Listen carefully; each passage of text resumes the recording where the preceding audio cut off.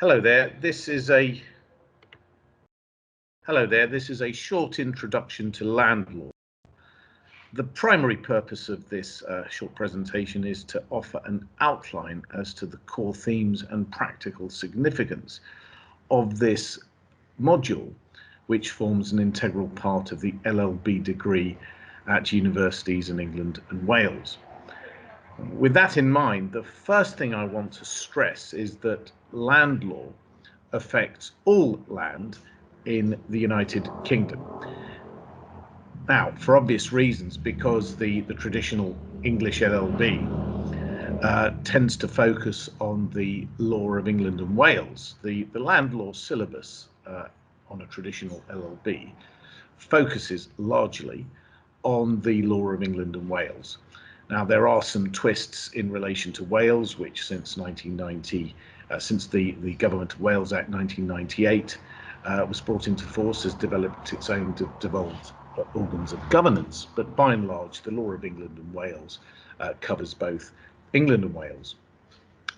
Thanks to the Supreme Court of the United Kingdom, which came into existence in 2009, we are now seeing the emergence of a UK-wide form of land law, particularly in relation to issues which have been dealt with by the Supreme Court of the United Kingdom.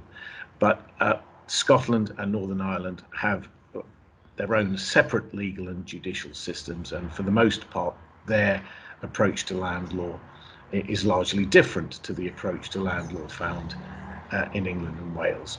But with those preliminary thoughts in mind, I'm going to really focus on the situation in England, which is the epicenter of the law of England and Wales. Land law of England and Wales interrelates with other areas of law. This is very, very important to understand.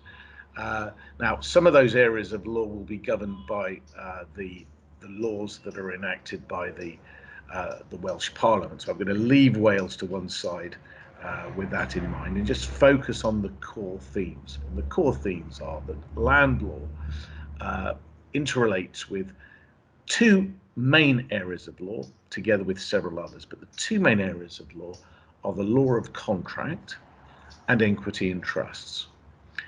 This is very important to understand. This explains why land law has been traditionally taught in the second or third or final year, in the case of a four-year degree, of a land law degree. Land law requires a pre-existing knowledge of the law of contract and at least an outline of what is involved in equity and trusts. And that's why land law is often, but not always, taught in the same year as equity and trusts, because there is this close overlap between the two. Now, what you're seeing in that image is a typical suburban part of England. More specifically, what you're seeing is land, and the land has been carved up into what are called legal estates. Some of them are, in fact, all of them that you're seeing there will be freehold legal estates, and some of those freehold legal estates will be themselves the mainsprings of leasehold legal estates.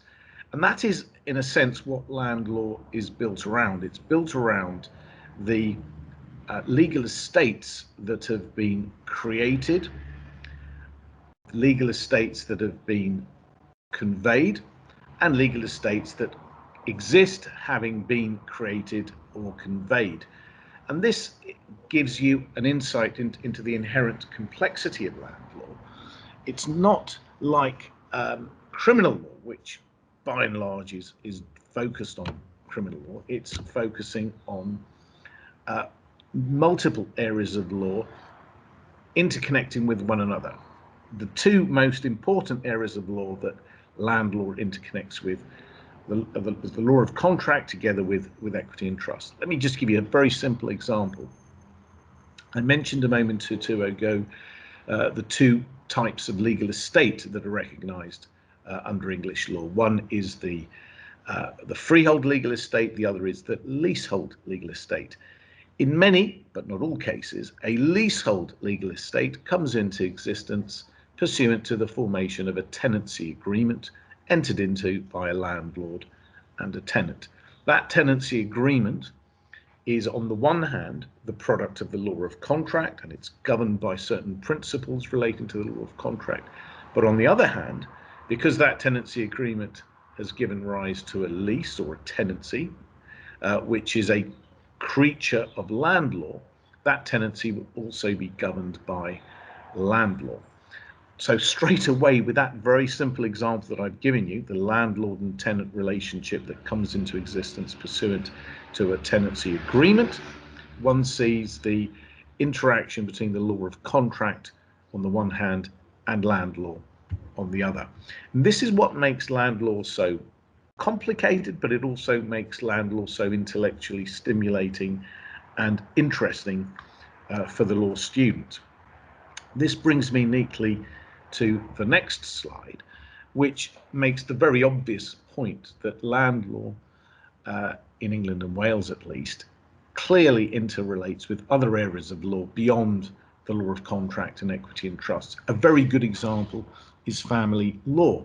If you have, say, a husband and wife purchasing a legal estate as co-buyers, if you have a brother and sister purchasing property or legal estate in property as co-buyers, if you have, let us say, a boyfriend and a girlfriend, or another form of another form of couple selling a legal estate as co-sellers, family law may come into the picture. Now, clearly, family law is a distinct area of law. It's governed by acts of parliament such as the Family Law Act 1996 and the Civil Partnership Act 2004, and therefore it needs to be treated, family law, as a distinct area. But there is a close overlap with land law. The obvious reason is two co-buy. Let's take the most obvious example. A husband and wife co-purchase property together.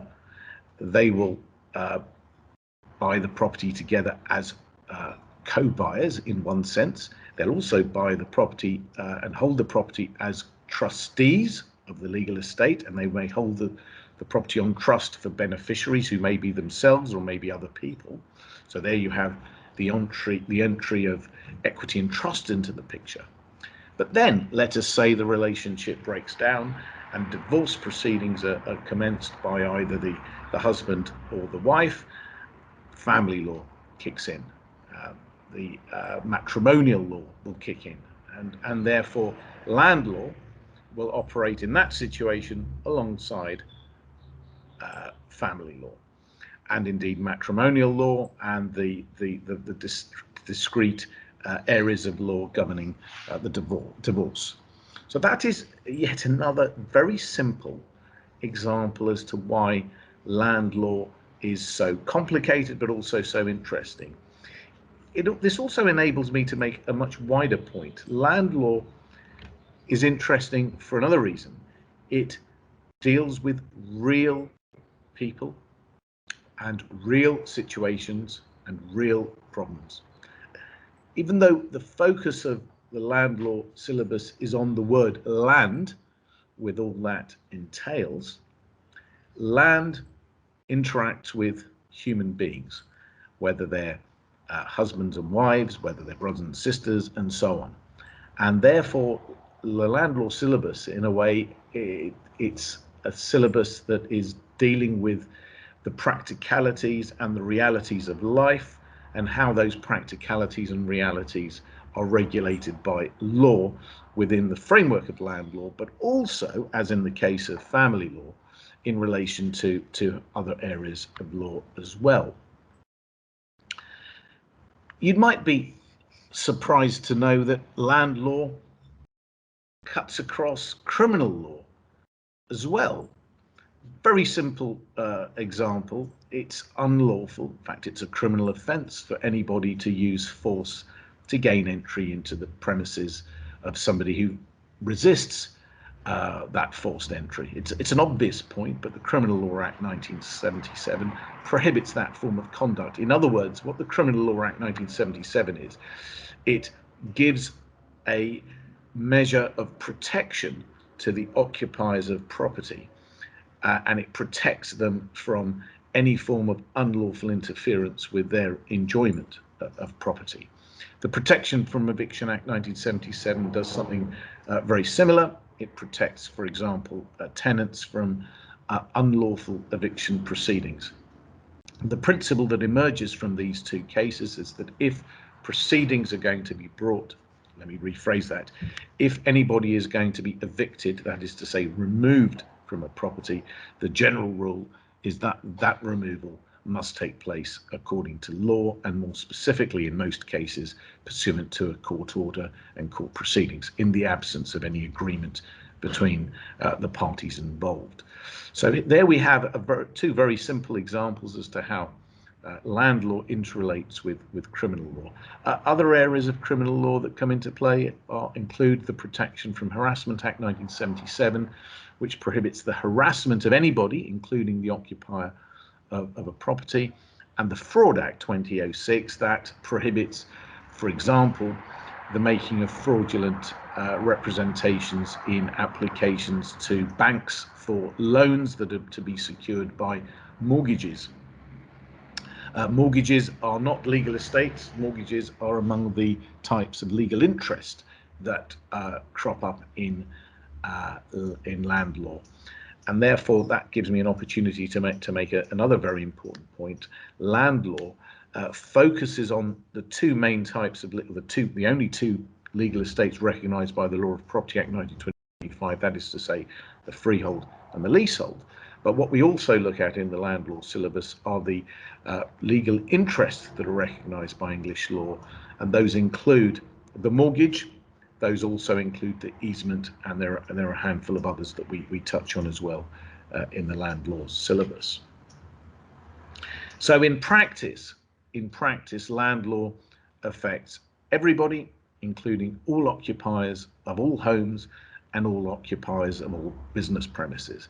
And that gives you an insight into the massive scale and reach and significance of land law as a subject and as an LLB module. It affects everybody, anywhere where they may be found, whether they're in a home or business premises. And let me just make this final point. Land law involves a balancing act. It attempts to balance the relationship between the buyer and the seller of a legal estate. It attempts to balance the relationship between the trustee and the beneficiary. It tries to strike a balance between the rights and interests of a landlord and the rights and interests of a tenant. It tries to regulate and provide a balance between the mortgagor, that is to say the person who borrows money in respect of a loan that is to be secured with a mortgage attached to a property, and a mortgagee, the lender, whose interest is going to be protected by that secured mortgage, which will be attached to a property. And if you have two cohabitees, the landlord tries to strike a balance between the rights and interests of one cohabitee and the rights and interests of another cohabitee. So that means that land law interrelates with the land registry and the Land Registration Act 2002 that operates alongside the Law of Property Act 1925. The land registry is the key infrastructure of land law that we come across on the land law syllabus. And the land registry is becoming increasingly dominated by the internet, as you can see from that image. So that is a very brief introduction to land law and the land law syllabus as taught on the LLB. Thank you for listening, and goodbye.